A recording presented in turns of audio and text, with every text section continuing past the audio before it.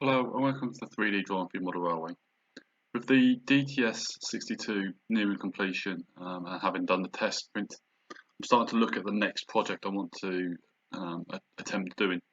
Now with the DTS and the handrails, they give me the confidence to be able to produce this next project, which is an ex-Parrot wagon that's been converted for cable laying. Now there was two different versions of this wagon. One that's got one large spindle and two smaller ones, and then there's another one with two large spindles only. Initially we're going to start looking at the one with the three spindles, but I will also then go in to show how to convert that into one with just the two spindles.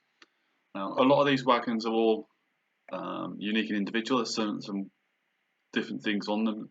This one you can see it's got generator at one end and some sort of toolbox on the other. They're not all the same. They don't all have this fitted. Like this one doesn't have anything either side, and you can see the handrails end here.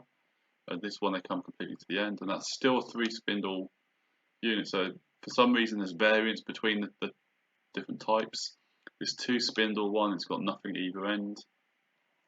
And here you can see this one with the handrails going to the end, it's got nothing on the end again. So you know, and every wagon seems to be unique and individual, and we're going to try and create a few different types so that we can obviously have some variety within our rake. You know, here you can see this one. I believe this is the two spindle one that doesn't have the plate going all the way to the end, but we'll have to look at every wagon and sort of try and make as many models or alterations as needed to complete what we're looking for here. So where are we going to get the information from? So if we go to the internet, again we're using the Barrowmore Model Railway Group's website again, and down at the bottom we're looking for the resource guide for the NSE infrastructure.